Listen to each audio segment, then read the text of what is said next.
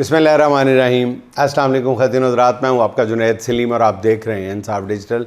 लेकिन हुकूमत ने गुज़िश्ता रोज़ आवाम के हक़ पर एक और डाका मारा पूरी दीदा दिलेरी के साथ। आलमी सतह पर तेल की कीमतों में कमी के बावजूद पाकिस्तानियों को रिलीफ नहीं मिल सका। हुकूमत ने पेट्रोल और डीज़ल की कीमतें बरकरार रखने का फ़ैसला किया। लेकिन सादा सी बात है, आलमी मंडी में तेल की कीमत बिल्कुल उतनी है जितनी जंग शुरू होने के वक्त थी। जब जंग शुरू हुई तो पाकिस्तान में पेट्रोल 257 रुपये लीटर था, मगर इस वक्त आवाम को 301 रुपये फ़ी लीटर मिल रहा है। हुकूमत ने चालाकी ये दिखाई है कि पेट्रोल और डीज़ल पर लेवी में इजाफा कर दिया। हुकूमत ने यह मौका अपनाया है कि जी तेल की कीमतों में कमी से आयल कंपनियों को नुकसान का ख़दशा है, इसलिए तेल की कीमतें कम नहीं की गई। जब हुकूमत ने एकदम पेट्रोल की कीमत में 137 रुपये फ़ी लीटर इजाफा कर दिया था तो आयल कंपनियों ने पुराने स्टॉक पर रातों रात खरबों रुपए मुनाफा कमा लिया था। तब हुकूमत को आवाम की मुश्किलात नज़र नहीं आई थी। अब आयल कंपनीज़ की मुश्किलात को जवाज़ बनाकर आवाम को रिलीफ देने से चिट्टा इनकार कर दिया गया।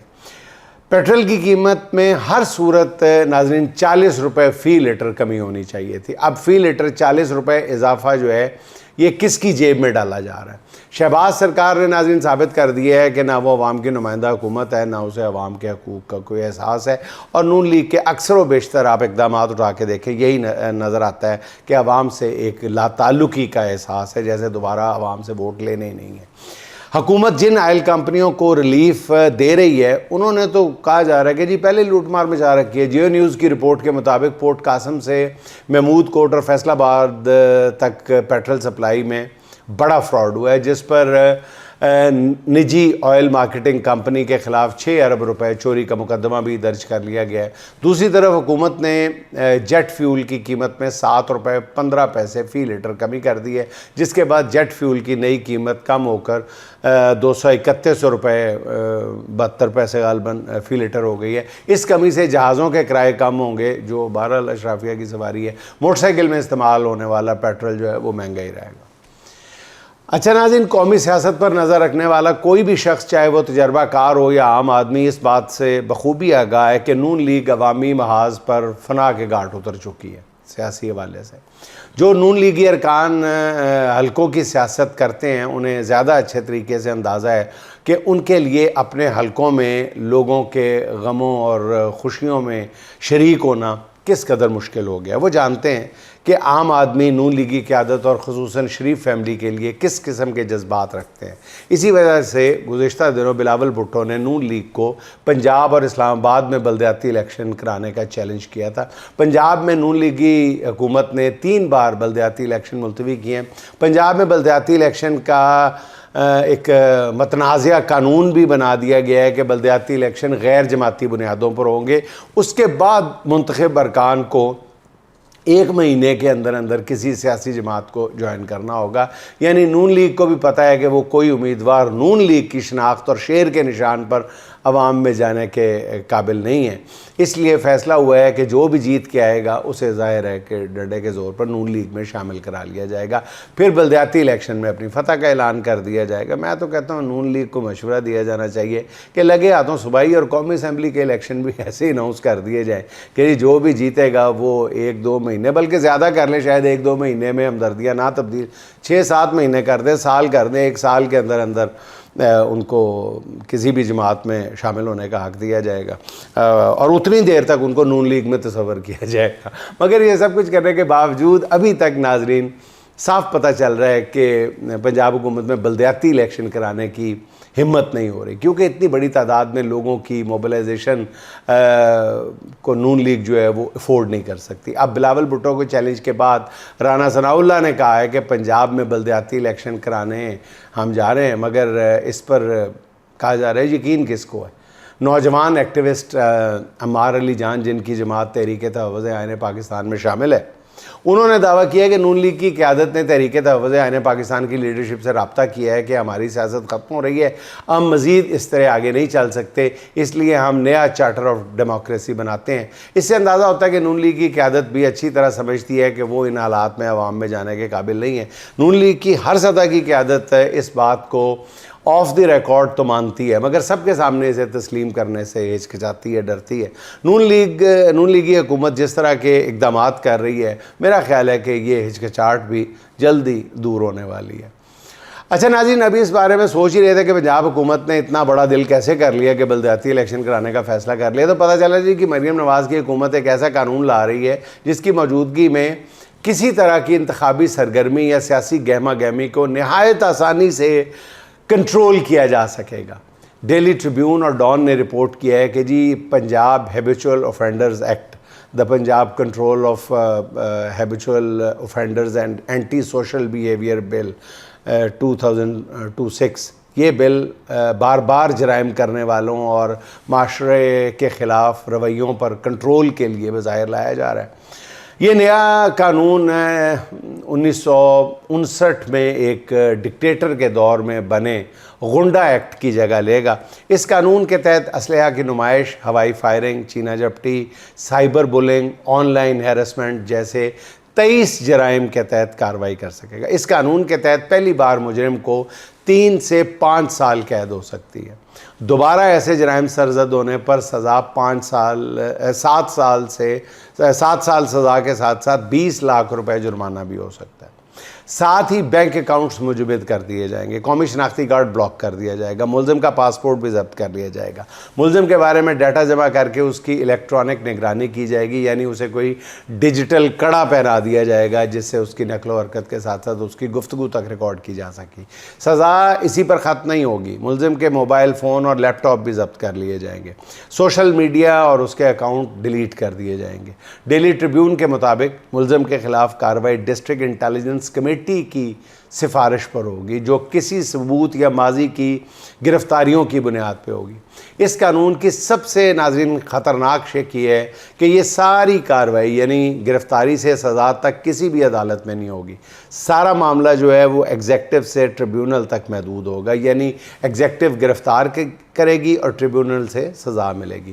اس سے بھی زیادہ فکر مندی کی بات یہ ہے کہ یہ ڈریکونین پنجاب حکومت کی قائمہ کمیٹی برائے داخلہ سے منظور بھی ہو گیا یہ قانون۔ اب یہ کل یہ آئندہ ہفتے کسی بھی وقت پنجاب اسمبلی میں پیش کر کے منظور کرا لیا جائے گا۔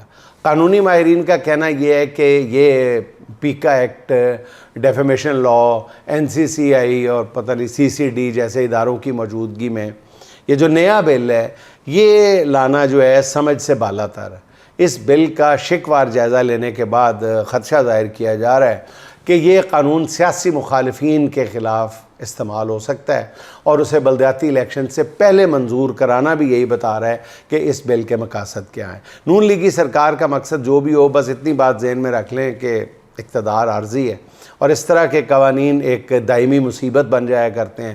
نون لیگ پہلے بھی کئی بار دوسروں کے لیے کھودے گئے گڑھوں میں خود بھی گر چکی ہے۔ آگے اللہ مالک ہے۔ اچھا ناظرین، وفاقی وزیر ریلوے جناب حنیف عباسی نے چند ماہ قبل خبردار کیا تھا کہ اب اگر کسی شہری یا مسافر نے ریلوے سے متعلق کوئی پوسٹ کی، کوئی ویڈیو آن ایئر کی تو اس کے خلاف سخت کارروائی کی جائے گی۔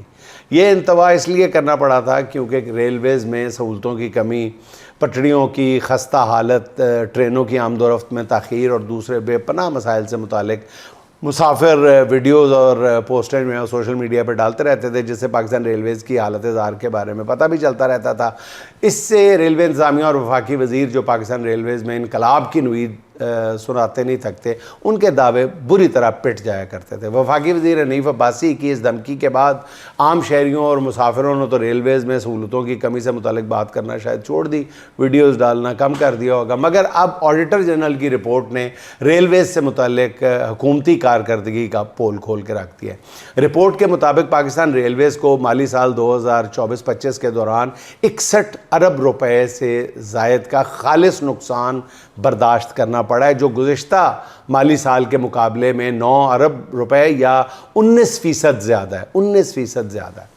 مالی سال 2024-25 میں پاکستان ریلویز کو 60 ارب روپے کا آپریٹنگ خسارہ ہوا تھا، جبکہ آپریٹنگ نقصان کی شرح جو ہے وہ 65% تک پہنچ گئی۔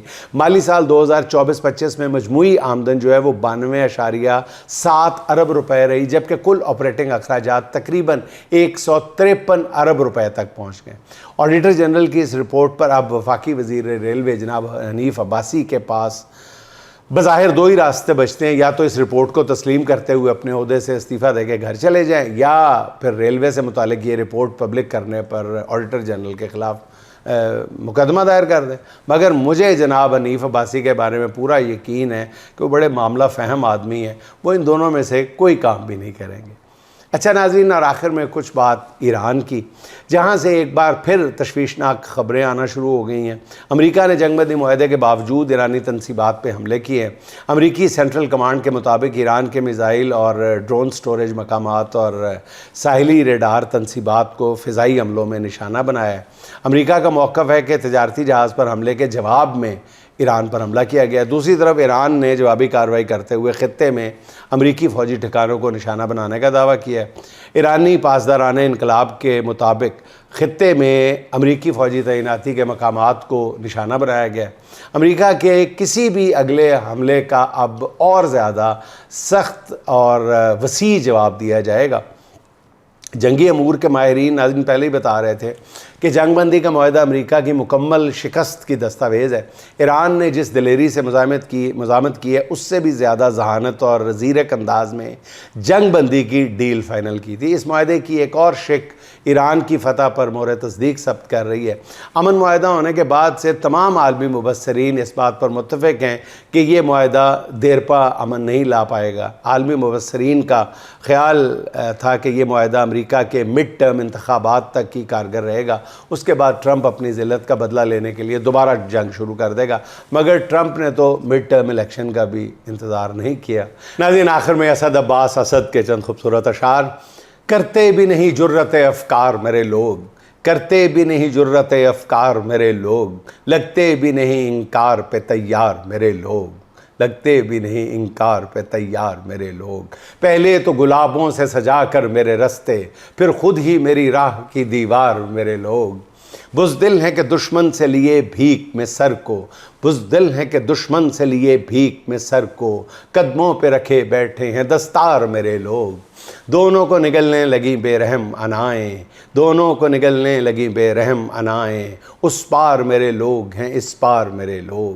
قیمت کیا مناسب سنی ہر شخص نے اپنی، قیمت کیا مناسب سنی ہر شخص نے اپنی، خود ہی چلے آئے سر بازار میرے لوگ۔ برسوں کے بھلے وقت کا ڈھلنا تھا اسد پھر، برسوں کے بھلے وقت کا ڈھلنا تھا اسد پھر، لمحوں میں بدلنے لگے کردار میرے لوگ، لمحوں میں بدلنے لگے کردار میرے لوگ۔ ناظرین، خوش رہیں، خوش رکھیں۔ آپ سے ملاقات ہوگی انشاءاللہ اگلے ولاگ میں۔ اللہ حافظ۔